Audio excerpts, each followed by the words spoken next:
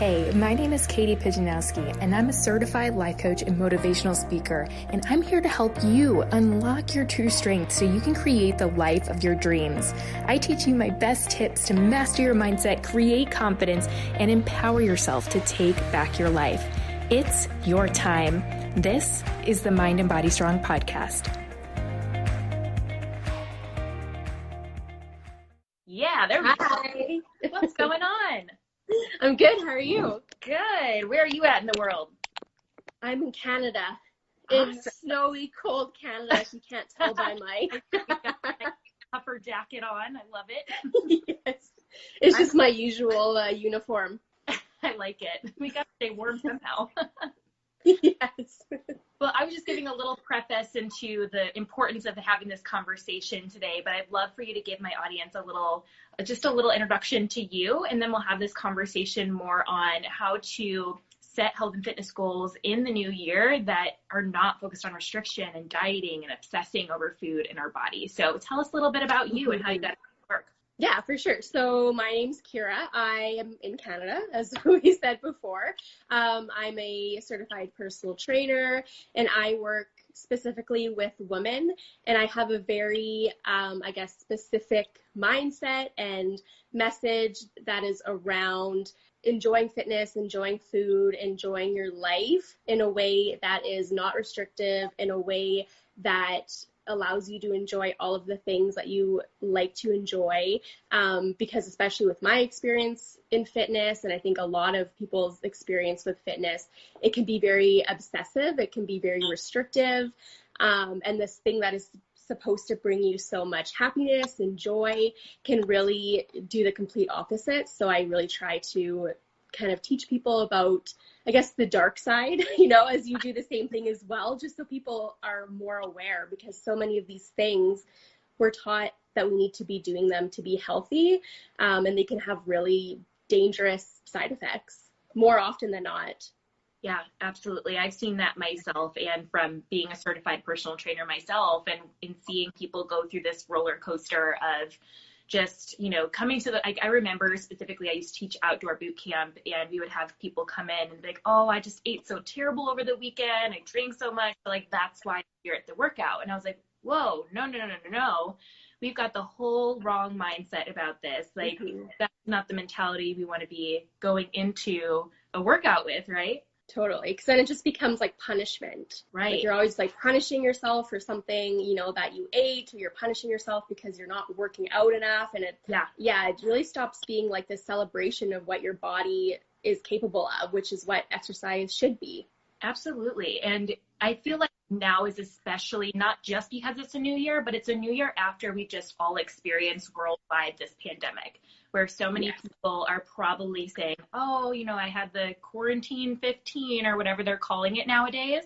And so I really want you to speak to maybe that audience who's going to be setting those types of goals in the new year on how to do so in a way that's going to set them up for success instead of going through this roller coaster of absolutely. I think it's like you're saying, especially with everything that's been going on this year, I think we're going to be seeing that messaging even more, the whole like new year, new body, that really kind of high pressure messaging to make you look completely different is unfortunately going to be even more rampant, because there has been so much anxiety around weight gain, people being outside of their usual routines, all sorts of things that could be contributing to why someone might have been gaining weight this year. And I think it's really important to keep in mind that the people that are pushing those messages, they know that they're making you feel insecure. You know what I mean? Like they're using your insecurities against you in order to sell their product. So it's in their best interest for them to make you feel like your body isn't good enough, because then they're going to sell you this program that's going to give you the perfect body. And we just know that messaging is so wrong, and isn't giving people, long-lasting happiness, because there's always something else. There's always something else to fix, to change. And so really starting to see this whole thing as like the business model that it is, a very, very successful business model, but they're the only people that are benefiting from it, and everybody else is unfortunately really suffering. So I think the more that you really start to understand just what a business model it is, and then you kind of start to realize like, okay, you know, these people don't actually have my best interests at heart. Otherwise, they wouldn't be trying to push these programs on me. But it's, you know, it's very effective, and it's worked for however many years. But I think people are really starting to come around to the idea that they don't need a brand new body. They don't need to be losing tons and tons of weight or even any weight. So I think once that kind of realization is understood, it's so much easier to navigate that messaging and get into a program that is actually going to be holistically beneficial for that person, rather than just, you know, prescribing to whatever that person is trying to tell you what to do. Right. And I loved how you brought up holistic, and I'm guessing that's definitely how you run your program. And I think you do a at-home fitness. That's how you support your clients. So how do you holistically support your clients through the programs that you offer them? For sure. So the one where I do like the online workouts is a little bit different because I work with like a lot of people at once, but I also do one-on-one coaching, and that's the way that I can really get to know that person and find out what they actually enjoy doing. So I think so much of people's idea of fitness and getting into shape and getting fit is like, okay, I need to do something painful. And if I'm not, you know, in pain or like sweating super hard, like it's not effective. And like you were saying before, that's really not the mindset that we want to take. So I really try and reiterate that the exercise that you do, it should be joyful. It should be something that you genuinely enjoy doing, and you're going to have way better adherence to whatever your program, whatever the program is that you're doing, if you actually like it. So I work with my clients to find out, okay, so what types of movement, what types of exercise do you really like? And what do you not like? And we'll really focus on the things that you enjoy and that bring you happiness. And then, you know, the other stuff, like, we'll just kind of shoo it away. Maybe it might come here and there, but it's definitely not going to be a focus, because at the end of the day, you know, your exercise should be enjoyable.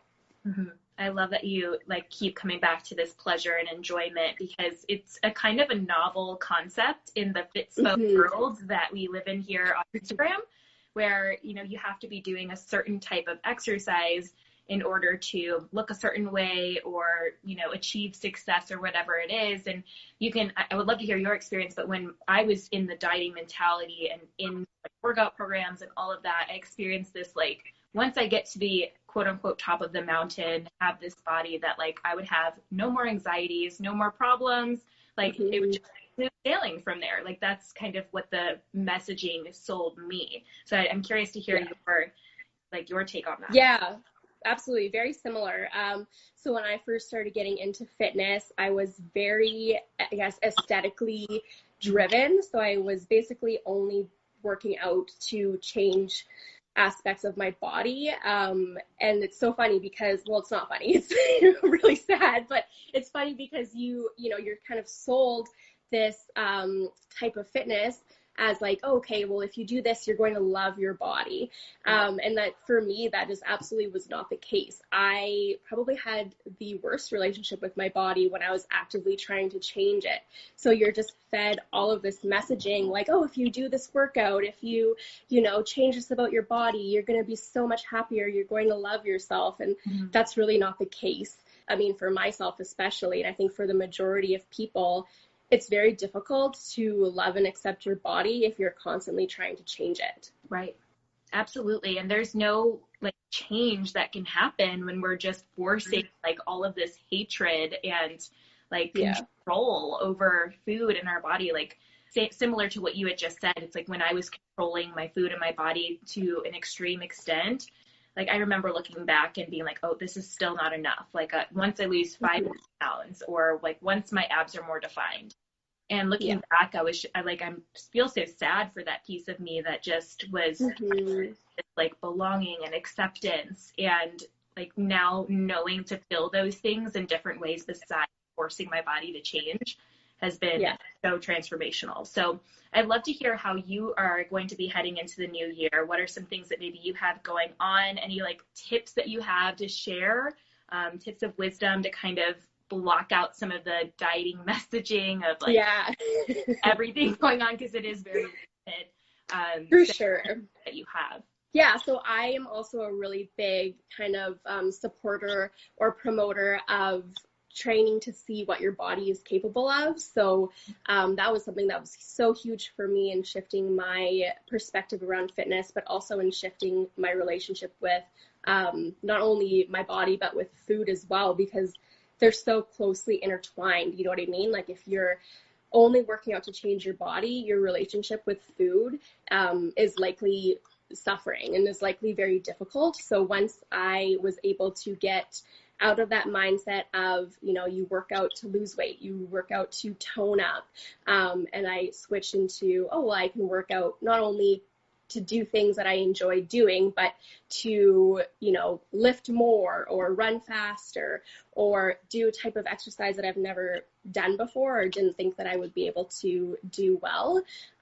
Those things really start to shift your perspective around you're so much more than what your body looks like. You know what I mean? Like it just gives you such a newfound appreciation for your body. So I'm a really big supporter in those kind of performance goals and thinking like, okay, so if you have a movement that you really enjoy doing, maybe it's push-ups and you're like, oh, I'd love to be able to do 10 full push-ups. And then you can add that into your programming. You can, you know, systematically work to increase that. And that is so different. Like that's the type of goal that when you reach, you just feel so proud of yourself. You feel so accomplished. Whereas if you reach, say, like a weight loss goal or a body composition goal, like you're saying before, it's like you're never done. Like it's like the finish line doesn't exist. Like, and it's like you don't even really feel proud. You know what I mean? Like all the times that I would have goals about my body, like, yeah, maybe for a little bit, but then you're just like on to the next thing. And I think like deep down, people know that, you know, there's nothing wrong with their body. So this sense of accomplishment doesn't really come the same way as it does when you realize that your body is capable of something that you didn't think it could be. Yeah, I love that shift of instead of focusing on aesthetically, what does my body look like? What is my body fat percentage, muscle mass, all of that, shifting it to like a movement that you enjoy, like push-ups, like you had given the example, like wanting to be really strong in that. And that's something I see at my studio is like a couple of our members really want to do pull-ups really well. It's like, okay, great. Oh, so yeah. Class, come early. Like we'll do some extra sets if they're not in the workout already that day. And like something that people really have to understand is like those types of challenges and goals, like you can still have those, right? Like I think so many times when we're in the body acceptance, intuitive eating world, people think they just have to like completely like not challenge themselves anymore. Right. You know? And do you a lot too? I do. And it gets a little bit sticky, I think. But I totally know where you're coming from. Yeah, because I think, you know, so many people in the space are coming from very negative experiences with fitness. Right. And so I can understand kind of like the pendulum shift of like, you know, you should only do fitness or exercise that just like makes you feel good. But it's okay to want to push yourself as well. But if you've had issues with that, I can see how you might not be there yet, but it's not necessarily like an inherently bad thing to want to push yourself in whatever you're doing. I think just being aware of where that motivation is coming from. Yes. And if the motivation is wanting to change your body, I think that's where it gets tricky. Yes, I agree. It's like the motivation or the intention behind that goal. Mm-hmm. Do I take a step back and like analyze that and say, okay, like, you know, if I am desiring to change my body, like where is that coming from? You know, I kind of, one of the things I always like to reframe is like, who says that you need to change your body? Mm-hmm. Who said that? You know, was it even your thought in the first place, or is it just something that you heard that you were supposed to do? Like you're supposed to have 6-pack abs. Like I once thought I needed to have 6-pack abs. So I did. Of course. And it didn't make me feel any better about myself, let me tell you.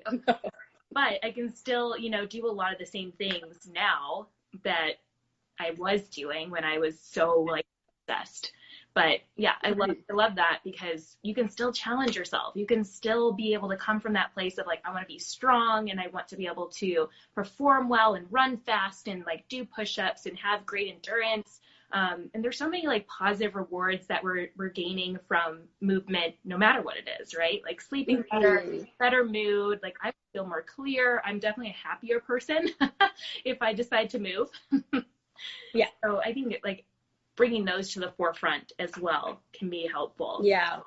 Yeah, absolutely. And especially when you are kind of regularly pushing yourself, it's amazing how often you'll see that kind of transcend into other areas of your life. It's like this, I'm able to do hard things in my workout, and I'm able to push myself and do something that I didn't think I was capable of doing. And then it's like, you're not even aware of it. It's like subconsciously that trickles into other areas of your life as well. So it's so good for building your confidence and your like self-awareness, I guess, as well. Yes, self-awareness is like where the magic starts, and then start to move into, okay, what actions do we need to take? What are I always kind of like to dive deeper into how are we thinking about these things, so we can like really reshift some of those conversations that we're having with ourselves. Yeah. Do you find that? Yeah, I think that's your space? For sure. Like that's what's so tricky with diet culture as well, because so many people are just almost like, and myself included, when I was first getting into fitness, it's like people are blindly doing these things because they think that that's just what you're supposed to do. Right. But it wasn't like, it was years until I was actually like asking myself, well, why am I doing this? Like, this is awful and doesn't make me feel good. No. And I'm not happy. Like, why am I doing this? But you can't really ask yourself those questions until you have that self-awareness, you know what I mean? Like, until you're realizing that there's other kind of forces at play outside of your own intrinsic motivation. Yes, absolutely. I love all of this. Well, I love this conversation. I know. I always feel like I could talk forever. I know. I could talk about this topic like in so many different directions we could take this, but I think that's a fantastic little nugget. So I'd love for you to leave my audience, because I'm also going to put this audio on the podcast. Where can they come find you? What do you have going on? How can you support people? All of that good stuff. So I'm mostly on Instagram. It's just my name, Youre Onysko. Like you were saying earlier, I do an online membership of workout videos. It's a diet culture free zone. We, work hard on seeing what our bodies are capable of, doing joyful movement. And then if you want a little more personalization or you have more specific goals, I also do one-on-one coaching as well. And that's where we can really get into seeing what else you're capable of, and really helping to shift that mentality around exercising to change your body, and then shifting it to exercising to change your life. Yes, I love it so much. We'll definitely go follow Youre on Instagram. She's been such a pleasure and like just great energy to watch. And she shares some really sassy Twitter quotes that I love sharing. So I love all of that. Keep doing that, because I don't have it in me to like create those, but I love sharing people who can come up with them. Yeah, so I appreciate it. Because she has really great content and is definitely going to be there to support you if this is something that you're pushing to do in the new year. So thank you so much for hopping on today. Really appreciate it. Thank you for having me.